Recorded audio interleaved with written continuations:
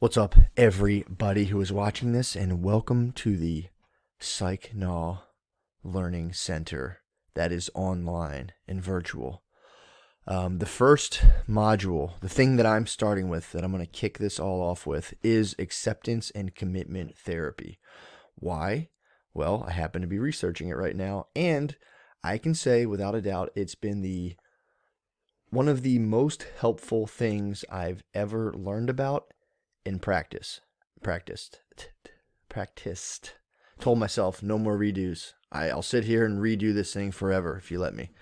So there's going to be some glitches. Bear with me. Yeah, this thing's been easily the most helpful thing I've ever done for myself personally. It has, the benefits to it, and I came into it knowing nothing about this. You know, you went to social work school for 2 years, and where was this? But, I'm not going to be a negative Nancy. But yeah, I've been trying to meditate forever, and, to no avail. I would just sit in a chair and be like, am I breathing right? And doing ACT and learning, because ACT kind of breaks mindfulness down in a way, for me personally, that I was able to get it to the point where I was able to start like meditating. I'm able to start, like what being in the present moment actually means rather than like a cool Instagram post, like to actually do that and act out of that frame rather than kind of lost in your head. And, all of this sounds very general, but ACT, in my opinion, gives you very basic and digestible bits of information that you can implement in your life that can, and this is the target, this little quote right here. An ACT is trying to teach us like a very basic set of skills to improve our life. There's nothing vague about it. It's very direct and very explicit. So here's where we're trying to get to at the end of all of these learning modules. There'll be a few. So think of a person who is able to experience both pleasant and painful thoughts and emotions without struggle or defense, who at the same time can stay in the present moment, meaning paying attention to what they're actually doing, and be mindfully aware of self-narratives that might interfere with effective action, and who can also connect with core personal values in life and direct problem-solving efforts in line with those values. This is where ACT can get you, or at least push you towards this. Let's think about if this is like, let's think about the alternative. So think of a person who cannot experience both pleasant or painful thoughts and emotions without struggle or defense. So all day long, you're just doing something, you screw it up, and you're like, God, I suck. And now you're literally just being like, I do suck. Oh my! Or at the same time, can't stay in the present moment. So you're at a thing, you're trying to enjoy a party or a moment, and you start being like, damn, my brother's so much more jacked than me. God, and now you're just in your head. You can't enjoy, you're not in the present moment, and you're not aware of the self-narratives, the stories you're making up about yourself, the evaluations. You're calling yourself a loser, and you believe it. Therefore, you're taking actions to prove you're not a loser. You're like, if I get the new BMW 946, then my family will know I'm not a loser, and you're working overtime. And I was like, dude, what are you doing? Come to the party. You're like, I got to get this car to prove that I'm not a loser. And then you have your values. Yeah, you think family's important, but you got to prove that you're not a loser.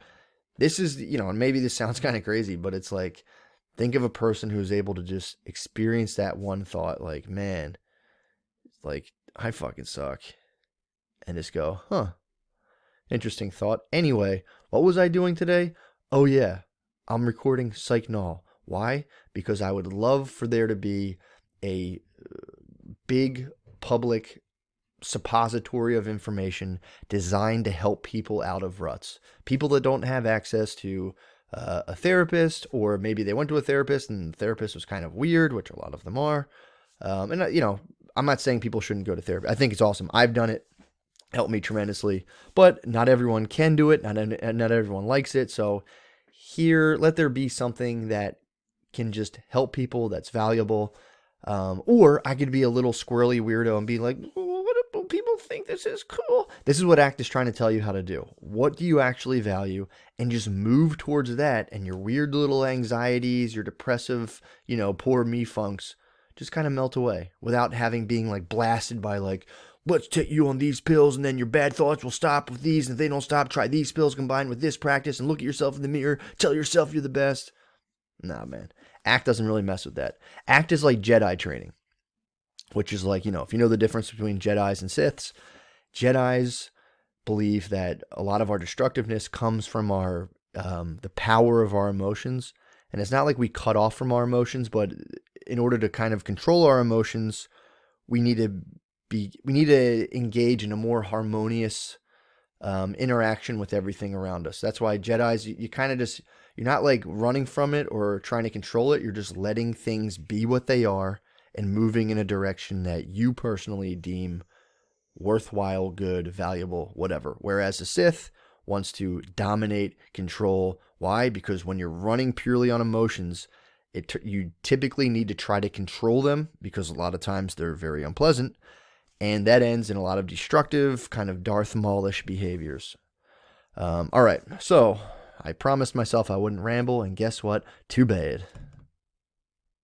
All right, so here's a really short summation of what ACT is. We'll get into these things will be little separate mini modules, but all right, so ACT, acceptance and commitment therapy, unlike a lot of other therapeutic approaches, operates on the idea that psychological suffering isn't some sick or abnormal thing to be treated and cured.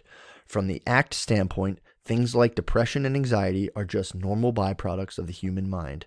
Attempting to get rid of symptoms is giving these inner experiences power that they don't deserve. Labeling something like anxiety or depression as a symptom rather than simply acknowledging it as a fleeting experience locks us into struggle with it. A struggle that we don't end up winning in any sense. In fact, the struggle to control our disordered thoughts and feelings very often ends up dominating our lives, demanding tons of time and energy into fighting this thing that we can't really touch or see, rather than living our lives doing the things that we find meaningful. ACT treats psychological suffering as something like the common cold rather than leprosy.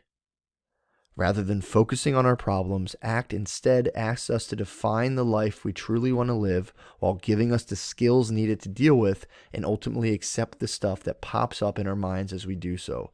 Weirdly, this ends up reducing things like anxiety, depression, substance abuse, etc. as a byproduct. Not that it goes away, but it isn't just as important once we start engaging in meaningful behaviors. So, what are the skills ACT gives us to help us move in the direction we want? Because typically when we try to, move in these directions we find valuable, we start to get a little anxious, we start to get a little judgy, we start to be like, our self-conceptualizations pop up like, yeah, well, we're not really the kind of person to get all the rules that we make up. How do we just kind of not ignore that stuff, but just let it be, just let it kind of pass? How do we do that? Psychological flexibility. And I'll get more in depth in this, but I want to give people a heads up. Psychological flexibility is a set of skills that it's half mindfulness skills. So these are the mindfulness skills right here. These are the behavioral skills. So it starts with being present, focusing on the here and now, accepting, this is one skill set, more through the mindfulness, accepting the content that kind of pops up in your thoughts, bodily sensations, memories, etc. Being able to diffuse from your thoughts, meaning, observe them without thinking they're necessarily true or just having them dictate your behavior, and then working on kind of the way you view yourself, your self story, rather than being like a self. I'm getting too far into, but basically mindfulness, behavioral stuff. That's all you need to know. When you master this skill set, it has been found, they've done I think hundreds, if not thousands of studies. This skill set, while it doesn't kind of focus directly on, the different anxiety, depression specifically, addiction specifically, it helps with all of them. Any kind of, even better work performance. If you want better employees, this works with that. It's what's called transdiagnostic, meaning it has applications across basically anything that has to do with thinking and behavior. So that is a very brief introduction. This is the skill set we're going for. ACT helps us get it.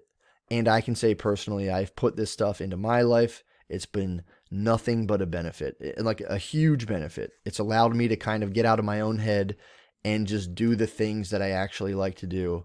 And then just be more mindful about my interactions with people in a way that doesn't result in just the nonsense that I had going on in life. And I'm coming from a perspective of 23 years old, crushed with panic attacks. 26 years old, thought I got over the panic attacks. Then I had wicked health anxiety, thinking I was going to have a heart attack for no reason all the time. I'm talking anger issues. I'm talking general life confusion, purposelessness, drifting, depression here and there. I'm on a pretty turbulent lily pad over here, and I can say the ACT stuff, plus I would say the passage of time, I'm older and wiser now, but the ACT stuff specifically has helped me tremendously, and I'm going to try to break it down, the aim of it, the skills of it, the practices, all of that into digestible bits and chunks, and I'm excited to bring this to people. So hopefully my shitty brain didn't make that too much of a mess to comprehend, and see you on the next one. All right. Now let's figure out how to turn this thing off. Here we go.